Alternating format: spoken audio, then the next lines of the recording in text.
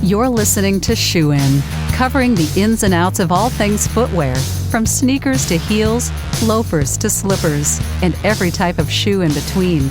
Brought to you by the FDRA, the Footwear Industries Association focused on retail, trade, politics, and fashion, helping create and enhance conversations on all things footwear.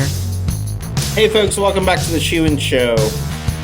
Matt, it has been my life's honor over the last several months to spend a lot of time with Tom Iredale from Jones and Vining. That is an honor, my friend. He's gonna laugh, but okay. But we spent some time in Boston. Jones and Vining sponsored and hosted with us a dinner for executives in Boston, and then again in New York for our sourcing summit. So both our sustainability summit and our sourcing summit, and Jones and Vining have been great partners to us, but also the industry and doing things the right way. So Tom will laugh, but it is true.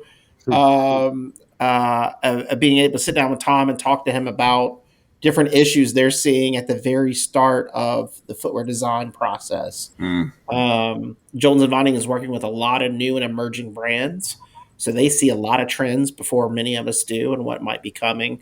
But working also with traditional brands to get the fit right, because there's no such thing as a perfect pair of shoes, and there's constant adjustments and tweaks. And so I'm excited about this conversation today, not just because Tom's on, but we also have their manufacturing lead in Asia to help us understand what's happening on the ground.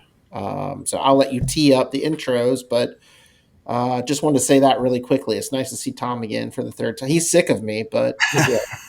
Yes, I don't think Tom's Andy quota has filled up just yet. It's like right at the top. So Tom, so grateful that you're a partner of ours. You've come on Shoe In. You're obviously the senior VP of Sales and Marketing at Jones and Vining, based out of Boston. I'm more, and I see Tom regularly as well. I'm more excited to have Tran, who is calling in from Vietnam and is the country manager for Jones and Vining in Vietnam, out of Ho Chi Minh City, Saigon for others who are there on the ground as well. Welcome to you both to the Shoe In Show program. Very excited to have you. Tom, I'm going to start with you, and then we'll kind of bounce around questions. But mid-year 2024, we spent a lot of time together, as Andy indicated. What are like 2 or 3 things that you're seeing on the ground in production countries that you partner with these emerging brands with? What are some kind of highlights that, or maybe even lowlights? We want to be honest here about things that are impacting your customers right now on the ground. Yeah. Okay. Thanks, Matt and Andy, for the intro, and it's great having Moon on board too. I mean, she's the one that gets everything done for us, working for us in Vietnam as our country manager. And I think, Moon, you've been with us now 8 years, I believe, right? I always get that wrong, but I think it's 8 years. But yeah, the big thing, I think, especially coming out of COVID, is fit. You know, everybody's been like all over making sure that the fit is accurate and as consistent as possible, especially within each brand. So we've been seeing a lot more brands that we've worked with in the past, and even brands that we haven't worked with, approaching us to discuss some of their issues that they're dealing with fit, and trying to get things as consistent as possible. The last is a main component, obviously, when it comes to fit, but construction of the shoe and the materials that are being used, they all play an important factor in that. And a lot of the development can be done on CAD, in the model development, as we call it, a model that has been used for the last. A lot of that development is done on CAD, but the end result has to be done on the bench. You have to have really good, qualified, experienced model makers.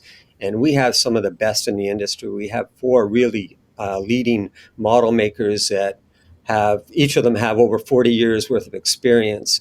And, Bob Albert, George Markley, Alan Smith, and Martin Yang, who's in Asia. And these guys have passed on that experience and expertise to our other model makers in our different locations throughout the globe. And that's where it all comes down to, the consistency, understanding what impacts the fit based on the construction of the shoes and the material being used, and how to get that done correctly. And that first base model is so important. So that's probably been the biggest thing that we've seen, especially recently in the last 12 months, brands that we've never worked with coming to us, asking us, "Hey, can you help fix this problem that we're having? We're having a lot of negative feedback online with returns or negative comments about their fit. Can you help us out?" And we've been doing an awful lot of work in that area, definitely. Yeah, you guys are the experts, right? So, Moon, let's bring you in on this conversation because, from a broad perspective, the U.S. imports more shoes from China from a volume and value perspective than Vietnam. But all of our athletic brands, Vietnam is their top supply country. So you're on the ground there in Ho Chi Minh. I was there in March. Beautiful place to live and to work.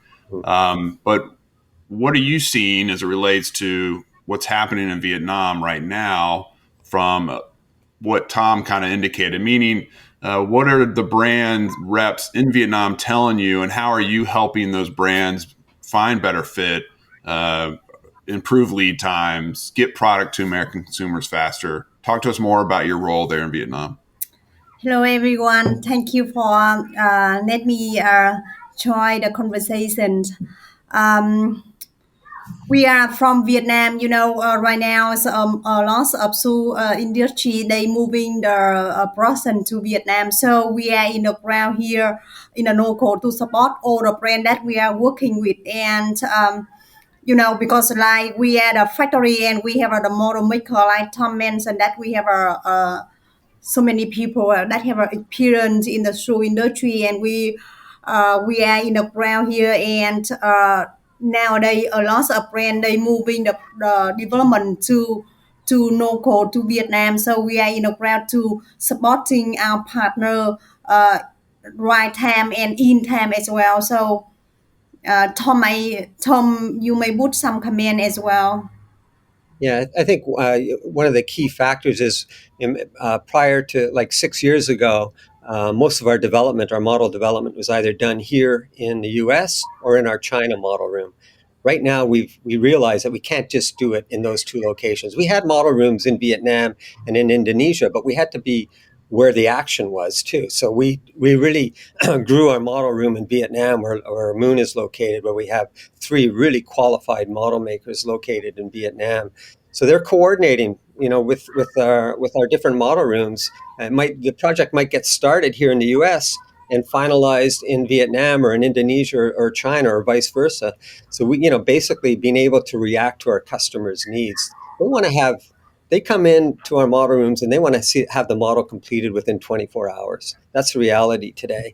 And, it's challenging, but we find a way to get it done based on, we have 13 model makers in our different locations. We even have a model maker in Europe right now.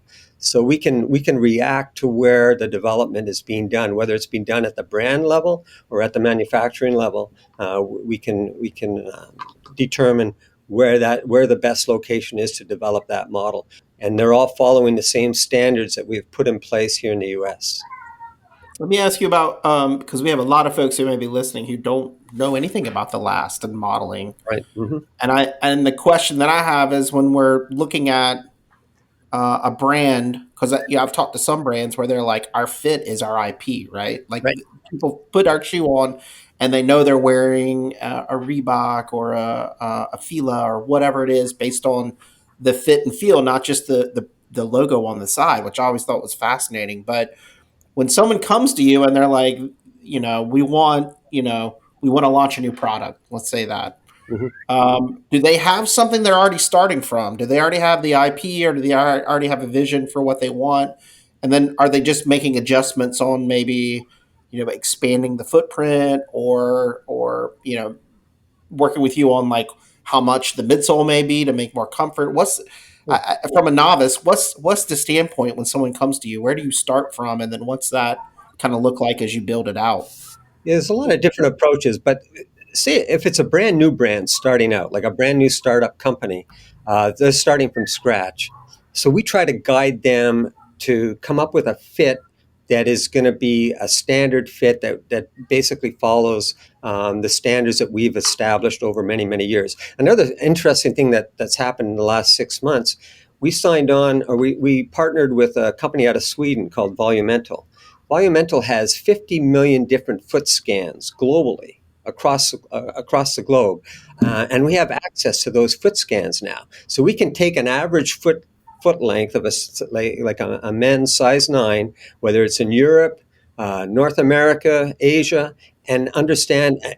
Take that foot shape and make a last that is going to accommodate that foot for all these different regions. So these new brands coming in, we have all these standards already in place. And what this scientific data is doing, it's helping us justify or confirm the experience and the knowledge that we've used in the past. That's what we're finding. So if a new brand comes in, we try to understand exactly the type of product that they want to make, what type of performance, if it's going to be a lifestyle shoe, a performance shoe, what application, the materials that they're using, and then guide them towards a fit that we feel is the best for the region that they want to sell and market their footwear.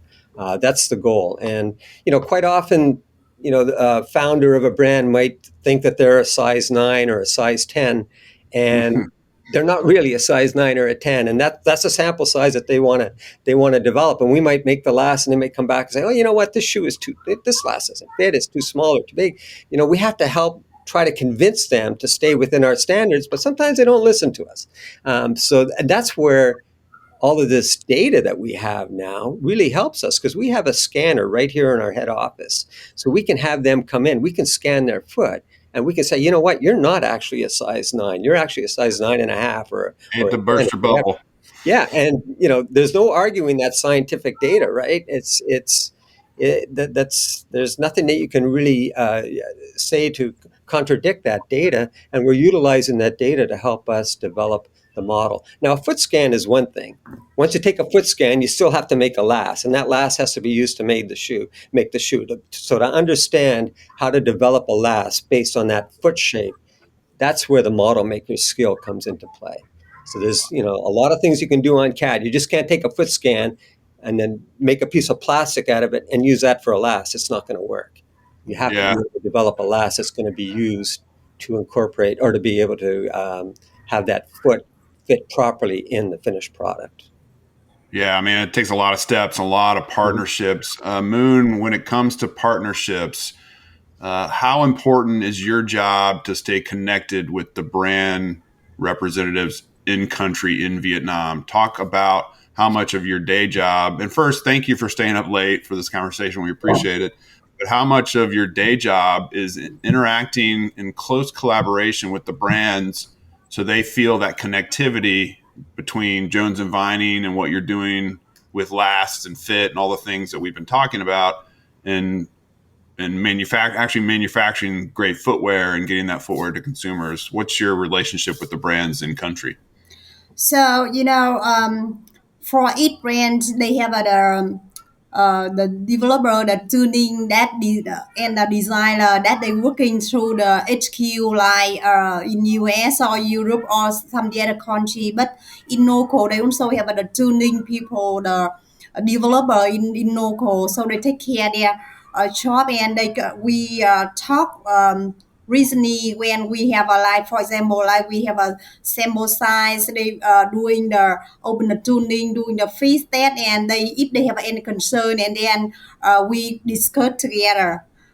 We bring our model maker and bring our engineering go to discuss directly face to face, and we can explain to them and help them to figure out where is they need to understand. Some people, they want to adjust a lot. Some the other people, they want extend a lot for so many reasons. But finally, we bring our experience to bring them to explain to them what is the best fit. And because now we are here close to the tier one, the shoe factory as well. So brand side, they working around with the tuning in the factory. So we all together, brand side, John Writing, and the developer from the shoe factory. So we communication through email, meeting in person. We meet so often. Yeah. That's an interesting question, though, Matt, because at the end of the day, the transaction is between our factory in Vietnam and the T1, the factory that's actually producing the shoes for the brands. here in the US or in our European sales office, we're dealing with the brands, right? But at the end of the day, the transactions are between Moon and her team and the T1 that's making the final product for the brands. So that relationship that Moon and her team has with the T1 is critical. It's a very important piece of the puzzle, definitely. And yeah, the brands do have representation in these different regions, but at the end of the day, our transaction is with the T1s, and we have to have a really solid relationship with them. How big is the last for the clown shoes? That's what I want to know. How big? For the clown shoes, they're big. They're difficult to make equipment. That's for sure. I want to go back to your first point about the challenges with fit right now in the marketplace. Is the challenge we have a consumer that's fickle and ever changing, or is the challenge we have quality issues and consistency issues in the factory and the production? Where's the line? Where's the rub? Where's the friction in the fit right now in the marketplace? I don't think so. I don't think it's so much the quality. I think it's the consumers. They're expecting they're spending a lot of money on footwear today. It's, most shoes, especially in the athletic end, if you're going to buy a running shoe and you're going to go out and start running a 5K or whatever, you want to have a shoe that's fitting properly. And even for work or any other activity, they want to have that step-in comfort. They don't want to have any pressure points on their shoe, and they all think that they're the perfect 7 or the perfect 6 or whatever size. But trying to having the consumer understanding that there are going to be differences from one brand to the next. That's a reality. Like you said before, that's kind of in the DNA of the brand, right? Their fit. And once the consumer understands that, you have to remain consistent within that brand. That's the key. When an existing brand comes to us and they're having fit issues, and they want to take a look at their fit and revise their last, we try to tell them, don't go dramatically off the fit that you currently have. We might tweak it a little bit because you don't want to confuse your customer base out there. They still want to come back and buy that same size, but have it fit a little bit better. So, we have to keep the consumer in mind, and you're not going to fit every consumer the exact same way. We have these standards, we have these, the volumental data that's helping us, and the construction of the shoe. We have to try to, come up with the best product possible. It sounds like to me we got to communicate it better to the consumer. We have to, it's a challenge because obviously we lean so much into look and the style and all that, but rarely there are like fitting tools like Volumental and Natrex, and those companies have fitting tools for brands and all that, but we also don't talk a lot about where it may shift on a fit from one style to another, where they could probably lean into that a little bit more than just I guess what I'm saying is, I think what we're doing when we're selling online, because in store you can get somebody and fill it, but online it just seems antiquated for what the current environment is and the number of different shoe types we have and the fits and the feels. Moon, from your perspective, what I'm also interested in is how technology is changing all these processes. And Tom mentioned CADs in the software sense, but are you guys doing more and more with 3D? Are you seeing more robotics in factories from the ground? Like, how is technology kind of changing manufacturing? Yeah, so nowadays, John Manning using our more technology for a lot in shoe industry. So we using our automation machines. We call the STDF stick.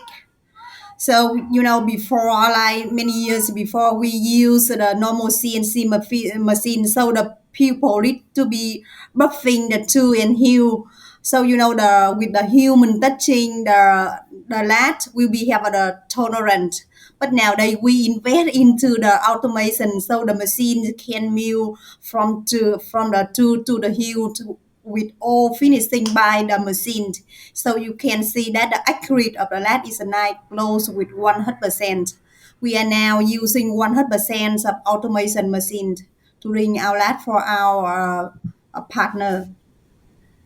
Yeah, That's great. Yeah. yeah, that was a big change that happened probably 10 years ago, but now 100% of our lasts are made with this technology where there's no manual manipulation of the last whatsoever. It's all, driven by digital data, and the lasts are completely milled on the machine. So it's changed. It's the last business has evolved a lot in the last 20 years, definitely.